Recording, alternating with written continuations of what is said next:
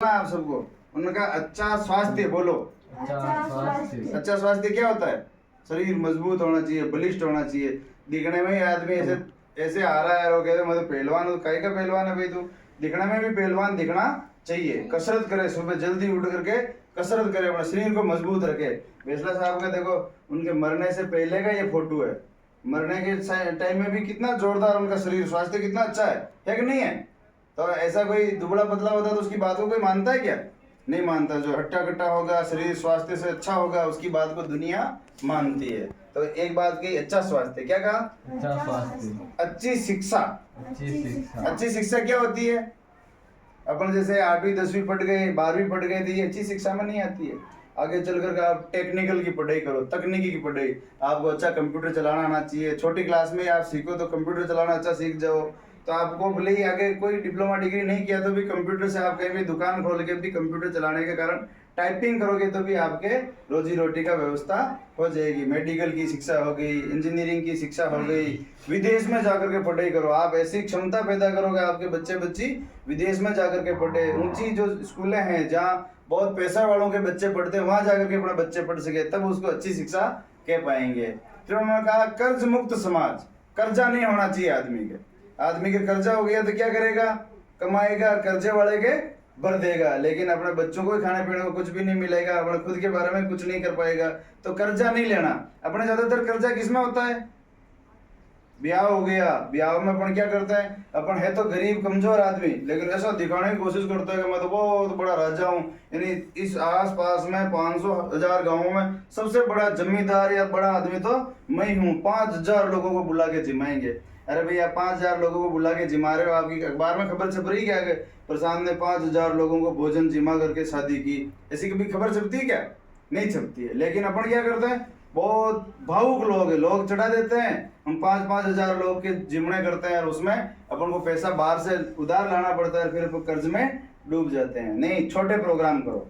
आप 500 लोगों को बुला लो, 200 आपके रिश्तेदार हो गए, 200 आपके गांव के आसपास के लोग हो गए, 100 आपके मित्रगण हो गए जिनके आप जाते आते हो वो हो गए।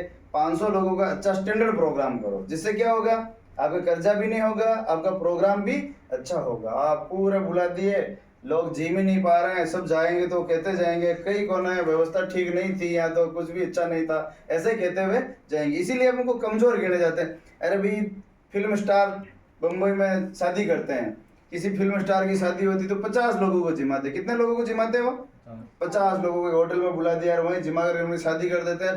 15 दिन पहले उनकी खबर अखबार में आना शुरू हो जाती है कि वो फलाना स्टार है जो उस दिन शादी करेगा, उस दिन उसकी वो हाथ पीले करने की रस्म होगी, फलाने फलाने उनके भैया आएंगे, वो उनके 50 लोगों के साथ में फलानी होटल में जाकर के शादी करेगा। और 1 महीने तक अखबार वाले चिल्लाते हैं, पूरी बातें बताते हैं अखबार वाले, सोशल मीडिया वाले। लेकिन आप 5-5 हजार का जिमना कर रहे हो और आपकी कोई खबर ही नहीं छप रही। क्यों? आपकी वैल्यू नहीं है, आपने खुद की वैल्यू नहीं बनाई है, इसलिए आपकी वैल्यू ही नहीं है। तो कर्ज मुक्त समाज होना चाहिए। क्या होना चाहिए? कर्ज मुक्त समाज होना चाहिए। कर्जा नहीं लेना, कहीं से भी कर्जा लेना ही नहीं। आपके पास कम संसाधन उसमें जिलो, लेकिन कर्जा मत लो। फिर क्या कहा? पढ़ी लिखी माँ हो। 4 चीजें याद रख लो: अच्छी शिक्षा, अच्छा स्वास्थ्य, पढ़ी लिखी माँ और कर्ज मुक्त समाज। बाकी तो मैं पूरी उनकी बातें बताने लग जाऊं तो 1 घंटे तक बताते ही जाऊंगा, लेकिन ये 4 चीजें याद रख लो आप। तो ज्यादा चीजें, अच्छा स्वास्थ्य और अच्छी शिक्षा, इसको याद रखो। पढ़ने वाले विद्यार्थियों को क्या याद रखनी?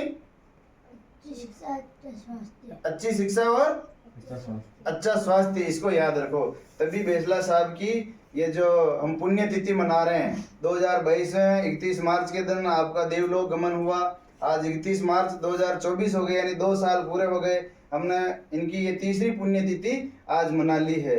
तो हम वर्ष में इनकी पुण्यतिथि मनाएंगे, अपनी बातों को दूसरे लोगों को जाकर के बताएंगे और बार बार ऐसे महापुरुषों की जयंतियां मनाएंगे, तभी उनके द्वारा बताए गए रास्ते पर चलने का हमको अवसर मिलेगा। 14 अप्रैल को बाबा साहब अम्बेडकर की जयंती आ रही है।